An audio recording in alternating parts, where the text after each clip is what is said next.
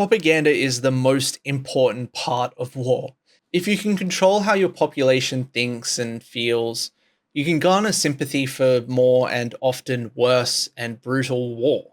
Anyway, in the early morning of Monday, the 23rd of March, three men set fire to ambulances in the UK's area of Golders Green, a predominantly Jewish neighbourhood.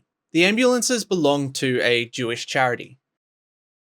Let me be clear from the front. Whoever is responsible for this, it is certainly an anti-Semitic attack.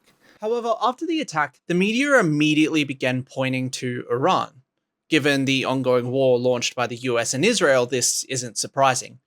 A new group came forward on Telegram claiming responsibility. Harakat Ashab al-Yamin al-Islamiyya. I'm not going to say that again. I'll just call them Harakat. But great, cool. That solves who did it, right? Problem solved. Well, not exactly, because there are still many unanswered questions and conflicting details about who this group is, their actual involvement, and their links to Iran that have immediately and willfully been accepted and pushed as fact in the media landscape. So let's talk about what we know about them.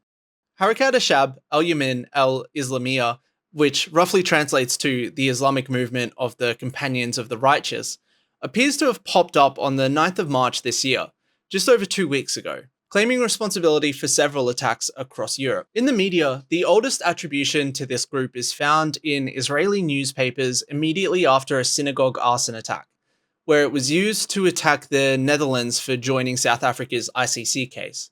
The attribution of the group's Iranian links also came from the same Israeli government figures and Israeli authorities. The veracity in these reports is very thin. It isn't until we get to the 23rd of March that we start to get some expert input, with the analysis of Julian Lanches, a junior research fellow at the International Center for Counterterrorism, which is now cited to back up the claims of Iranian ties across multiple media outlets. So, how sure are we? First things first, we should remember that the first casualty of war is often the truth. Given that Israel and the US are both actively engaged in war with Iran and also have a very abysmal track record of honesty, we shouldn't take them at their word.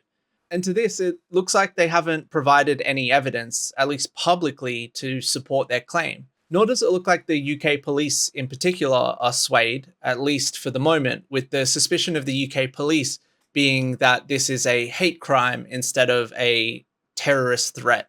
This would suggest that the police have little back-end intelligence information to support the claims, despite the media's anonymous expert citations and possibility statements of non-Iran options, suggesting that it probably is them. So that just leaves us with Julian's ICCT article.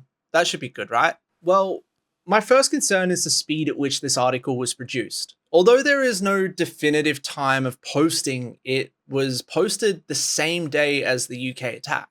This isn't uncommon for news, but this isn't a news article. It's a somewhat authoritative analysis with claims of doing some deep research. I'm not saying this is impossible. This could have been in the works and ready to post and was just amended with new details, or the author is just that good. But it's worth mentioning, especially since it's a core source across so much of the media. But what does it actually say, though? The author states that using OSINT and AI tools and geolocation, they were able to validate the dissemination of videos and verify claims of 5 attacks.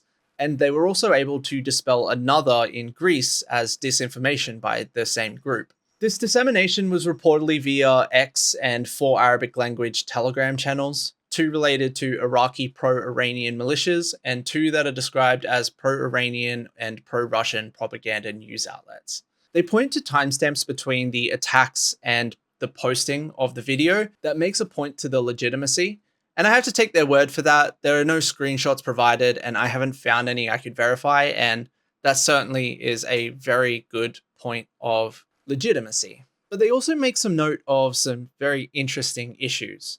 As previously mentioned, one attack claimed by the group was able to be disproven, one that occurred in Greece. However, there were several other attacks claimed by the group's Telegram that appear to have just never happened. Additionally, Harakat's own Telegram presence raised red flags for the author.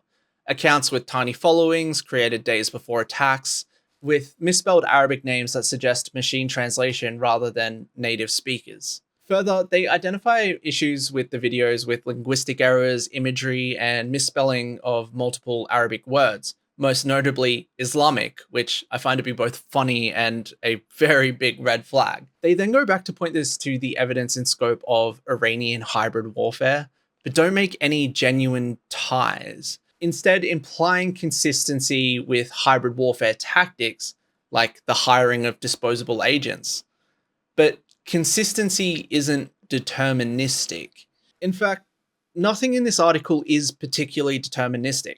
While it's set up as presenting further evidence of likely Iranian involvement and placing that in terms of Russian and Iranian tactics, it only makes loose arguments. In fact, the conclusion seems to backpedal, noting there is no unequivocal proof of Iranian involvement, but only strongly pointing towards Iranian backed activity, which is both looser than the original framing and that of the media that reports on it, and doesn't actually match the presented evidence, in my opinion. It's not very definitive and has a sort of trust me bro mystique to it. So we have an analysis published the same day which makes a claim that isn't particularly backed beyond consistency and argument, in spite of noted red flags and alternate theories, but pushes ahead with the claim only to, in the conclusion, be more conservative with the wording and the findings. But that hasn't stopped the media from just globbing onto it and presenting it as fact in all of these headlines. So why should we be cautious? Look, did Iran orchestrate these? I don't know.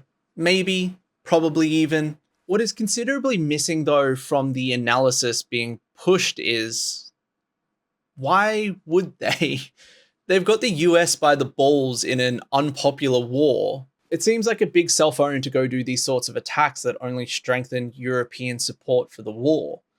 Regardless of what you think of Iran, they aren't stupid or irrational.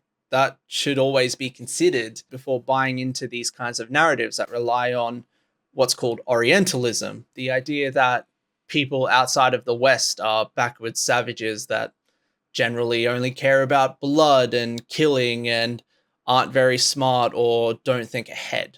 But this brings us back to where we started. The first casualty of war is the truth. The claim's origin in Israeli media and anonymous government sources should raise some flags.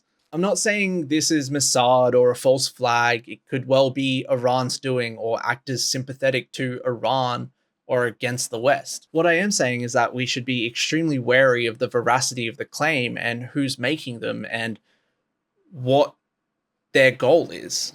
It's no wonder this has gone apeshit with the war-supporting Fox News adjacent crowd, with CBS News, now operated by the Free Press's Barry Weiss and owned by billionaire and Trump ally David Ellison, recently publishing conversations with the supposed administrator for the group, which noted the use of American English and Christian and Jewish imagery, as well as their publishing behavior in English, Hebrew, and Arabic, but not Farsi, the language of Iran, and then going on to use neoconservative think tank contacts to provide surface level but scary sounding analysis. What this is all to say is that propaganda is the most important part of war.